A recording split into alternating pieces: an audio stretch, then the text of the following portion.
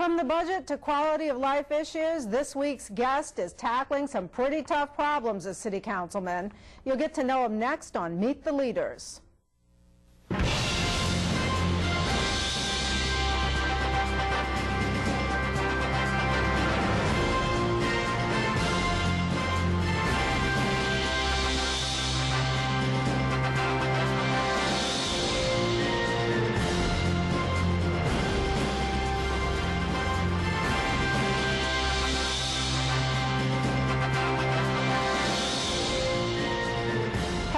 Welcome to Cablevision's Meet the Leaders. I'm Sherry Carabin. This week's guest is a lifelong Hoboken resident. He didn't set out to be a politician, but nevertheless, when the opportunity presented itself, he took the plunge. For more than 6 years, he's been working to improve the lives of those in the Mile Square City. Now in his second elected term, he serves as council president, working with his colleagues to tackle some major budgetary problems and a very large property tax increase. Please welcome Hoboken 6th Ward Councilman Nino Giacchi. Thank you for being here. Thank you for having me, Sherry. As I just mentioned, you are tackling some large budgetary problems like many other cities are facing as well. In your case, the state monitor has been called in to help you out. Yes. And the state monitor instituted a 47% property tax increase. Was that really necessary? I like to think it wasn't, Sherry, but obviously she felt that in order to put the budget back on track, it was necessary, at least at this time. We're all hoping that, if not by the end of this year, certainly for the 2010 budget, that there will be some rollback on that increase. We are all working to that end. The council has been working diligently with Judy Tripodi to achieve that. I hope it happens. I really do. But there are no guarantees, unfortunately. But there are changes in process. There have what been are changes some of those? made. Some of the things that have been done is there have been elimination of programs. There has been some layoffs, mostly of workers that had not yet been tenured in union. But I think we're going to see more in terms of efficiencies. The rumor is out there that it's certainly a possibility.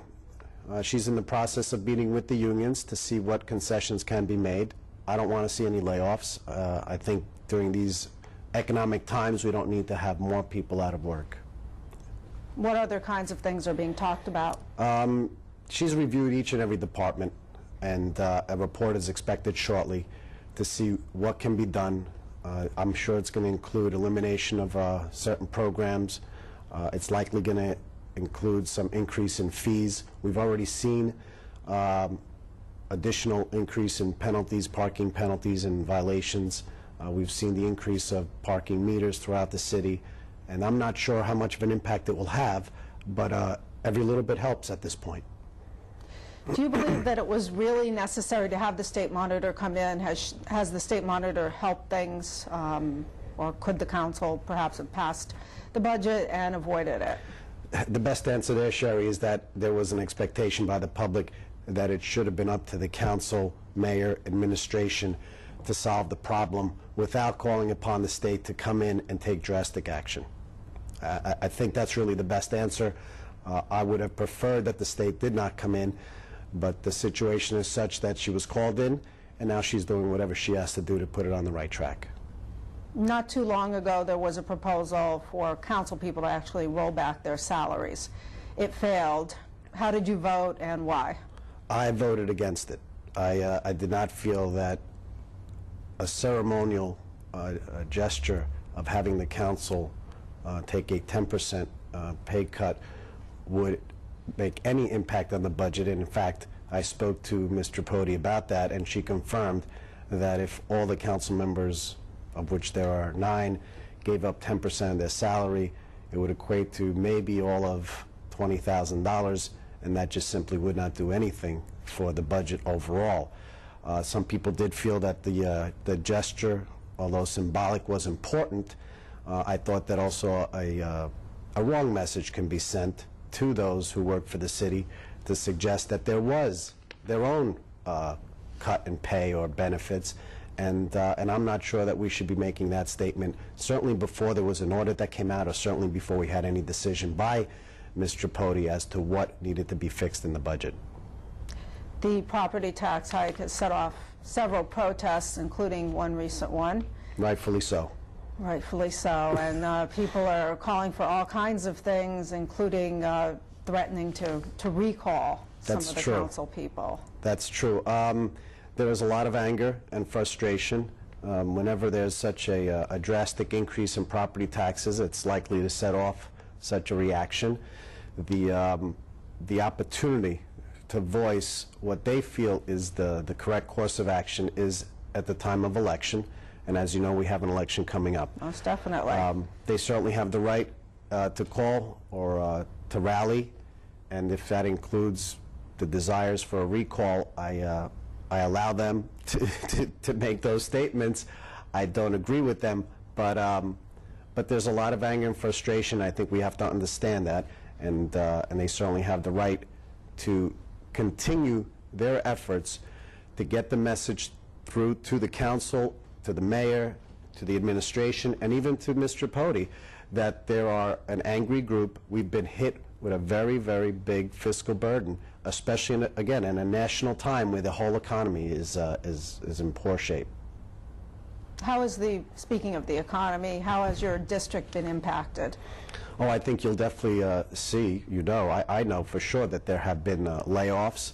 A lot of Hoboken relies on the markets, the fiscal markets of Wall Street for employment, and that ranges right from your traders to the people who work in the offices. And so yes, there have been layoffs.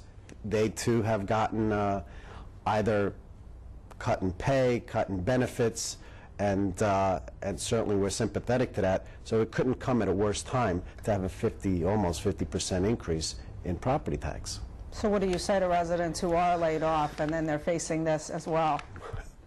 That we will try to do on our end from a municipal standpoint what we can. I don't have the answer on the national economy. It's a very complicated situation. If they have their job, they should be grateful. If they don't, they need to do whatever they can to get back into the employment sector. Sometimes that means you can't go back in the same job, and that's a disappointment. That is a real disappointment for the people who may have been used to making a certain level of salary and now have to take a whole new lifestyle because of what's going on at the national level.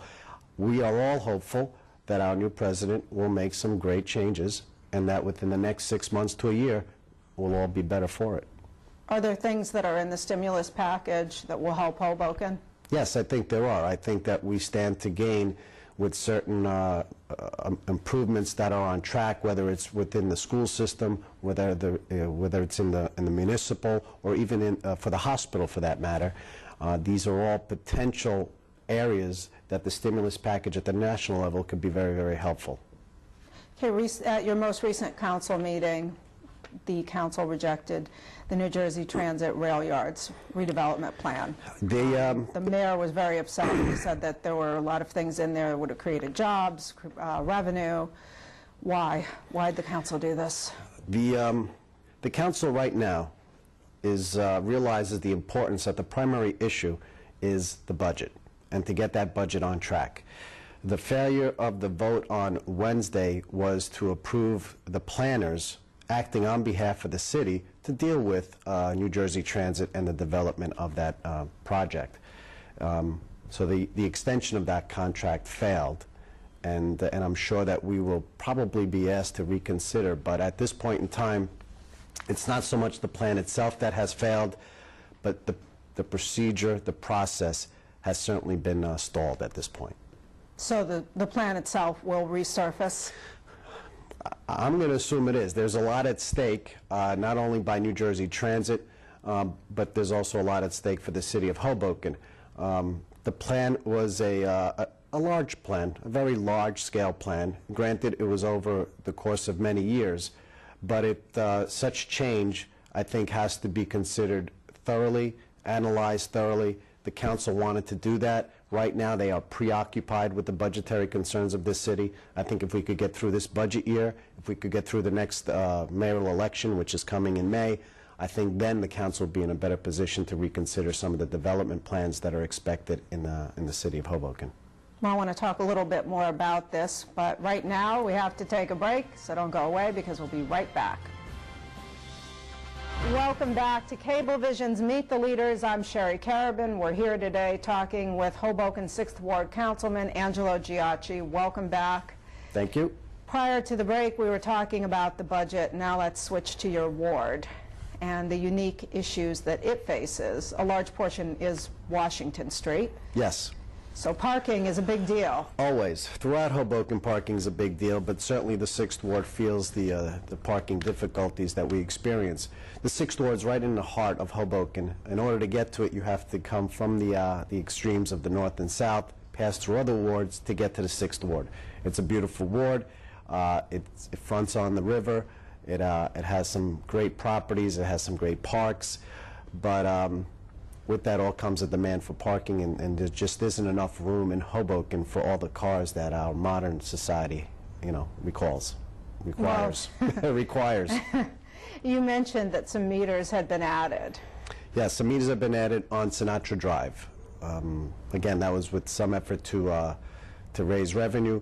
One side of the street is meters. The other side of the street, however, is residential-only parking. So in order to park there, you need to have the residential sticker. That certainly is a benefit for the residents.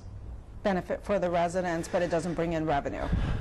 The residential side is not a lot. You have to pay for the sticker, but yeah, I wouldn't suggest that that's a major source of revenue. Are there any other things that could be done? For parking? Yes. Yeah, I think we certainly would like more and more institutional residents to to become self-sufficient in their parking needs. I also think that we have to realize that perhaps parking garages, municipal parking garages, which there are, may need to be increased, preferably on the outskirts of town, so that way you don't have the traffic going through town. I think there's probably room for improvement in our parking programs to, again, assist the residents. But you have to balance the need of the residents and the need of the retail commercial industry on Washington Street. They want to have a thriving business. Hoboken overall benefits if there's a thriving business, so they have to have the availability of parking for their patrons. Now, there are no redevelopment projects currently going on in your ward, but... No, nothing that's on the table. The 6th Ward is pretty developed out. You might find some properties that are either being rehabilitated. Who else? Stevens sometimes has some projects, but and I know that they've had plans for their own garage and student housing. They've been discussed. I think they have some approvals, although they're in the middle of doing some changes. But there's nothing active right now. Well, redevelopment itself, though, is still a big issue in Hoboken, and obviously projects on the outskirts affect you. Absolutely. Whenever you have large-scale redevelopment, you have traffic problems, you have demands on the municipality, you have inconveniences to the people. There's a lot that goes with a redevelopment plan, and that's all the more reason why they should be thoroughly reviewed by the council as the redevelopment agency, and certainly by the administration. And right now you're the council president. Yes. As well. So are there particularly some unique challenges that go with that you didn't have prior? Yes. Obviously, people have a lot more expectations of you. You are in charge of the meeting, so you're responsible for conducting an orderly meeting. Imagine that can be difficult sometimes. It can be certainly during these times where there are a lot of frustrations being expressed at the council meetings. It's a question of keeping everybody in control and keeping the order of business moving forward. The preparation of the agenda is at issue. People call upon you as to what's going to be on the agenda, how it's going to be handled, whether it's ready to be handled, if there should be any last-minute changes. Usually the 3 days before a meeting, I'm literally on the phone at all times with some of my colleagues or even the administration, trying to juggle those requests of what's going to be on the agenda, how it should be changed, whether we're ready to handle the problems, whether we have enough documentation to address the issues on the agenda. So it seems ministerial, but I have to tell you, it certainly requires a lot of time. And I enjoy it in the sense that it has really allowed me to get to know my colleagues a lot better and understand their concerns and anticipate what their concerns are, so that for the next meeting, for the next agenda, hopefully we can avoid all the, the back and forth phone calls and concerns, and have an agenda that's properly supported with documentation or whatever the case may be. Well, in addition to the budget, which is, of course, a big issue, what would you say is the biggest issue in your ward right now? In the 6th Ward, I would say your general quality of life issues, and I'm sure this is true for all wards, is of concern. It's a series of row houses. It's a neighborhood community. We have some excellent parks. We have Church Square Park. We have Sinatra Park. We have the Little League field. So we certainly have the opportunity and the availability of space, at least for our neighbors, to enjoy sporting activities or just leisure time. And keeping that functional, keeping it clean is very, very important. You mentioned parking. Again, people like to come home at the end of a work day, find the parking spot, go to sleep, and not worry about it until the next morning. I have to tell you, and it's happened to me many times, I have to, put the car in a spot that is not good, at least not for the long term, and then have to move it a couple hours later. And what's worse than having to put, your shoes back on after you're watching TV for an hour and have to move the car because it's in a bad spot. The cleanliness of the city, and I think that overall we do have a clean city, but people realize it. The relationship between your commercial community and your neighbors, these are all concerns that can certainly affect the quality of life. Okay, well, we have to take another break, but don't go away because we'll be right back. Welcome back to Cablevision's Meet the Leaders. I'm Sherry Carabin. We're here today talking with Hoboken's 6th Ward Councilman Nino Giacchi. Welcome back once again. Thank you. We were talking a little bit about parkland before and how there's a lot of it in your ward. Overall, would you say enough is being done, though, to create open space in Hoboken? There are efforts in place to create open space, but I think I would be overstating it if I thought that we were doing enough. There are plans for 1500 Park Avenue, which is a nice chunk of land that can be used for recreational activity. I think it's imperative that it be put online right away. There's just not enough field space where we could have recreational activities, whether by the city or even private organizations, or even just for children to go play a pickup game. So we definitely need more open space and fields in Hoboken, no question. Now, on to the issue of historic preservation, which has been very important to the Roberts administration. What's your position on it? I'm a history major, so I certainly have an appreciation for historical preservation. I live in a typical brownstone, and I did take the time to restore the front to bring it back to its original design. So I certainly think that historical preservation is an important part of Hoboken. It is the charm that we can appreciate right now. The historical significance, I think, is also important, and it makes for a beautiful community. So I think there should absolutely be a concern and an awareness for historical preservation. And I thank the people of the Hoboken Historical Museum for keeping a lot of our history alive, including past elections. Well, you are also a family man. Yes. And obviously you've lived here your whole life. Do you think there is enough being done to keep families in Hoboken by keeping housing affordable? Every project we have online, the redevelopment projects, have an affordable housing component, which is absolutely necessary.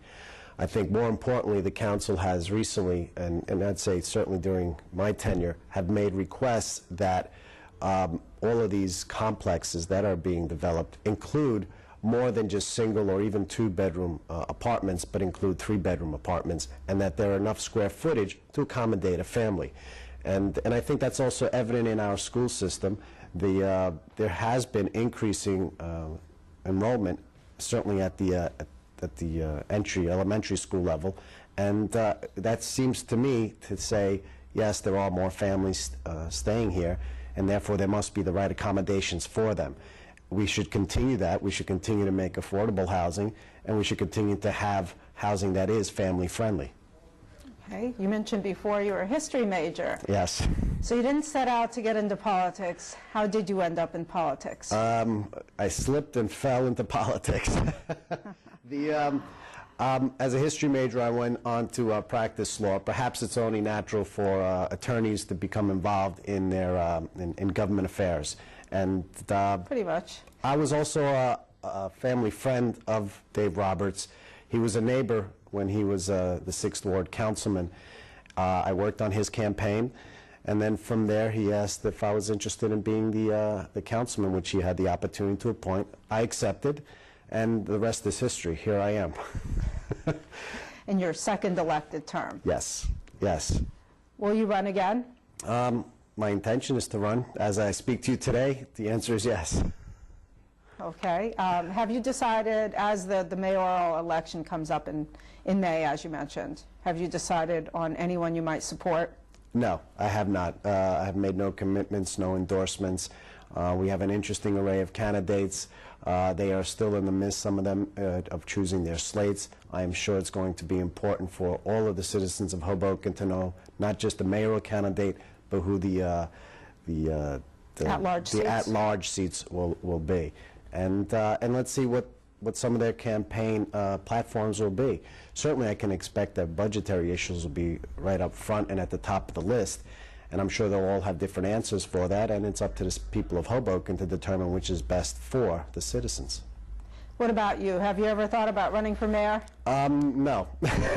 No. You're happy just where you are? I'm happy where I am. I love the 6th Ward. I've literally been in the 6th Ward my entire life, even when I was a child on 8th and Hudson. At that time, that was part of the 6th Ward. I'm still in the 6th Ward. I love my neighborhood. Over the years, obviously, I've gotten to know all my neighbors. I like the role I play. I have no great aspirations to become mayor, certainly not at this time. I have 3 small children at home. They're not small anymore, but they're all under 15 years of age, and they certainly are, demanding, and I want to give them as much time as I can. When they become older and they're not so concerned about mom and dad, well, then maybe there'll be more room for politics. But right now, I have a family life that I try to juggle as well. Okay. Well, thank you very much for joining us here today. Thank you again for having me, Sherry. It was a pleasure.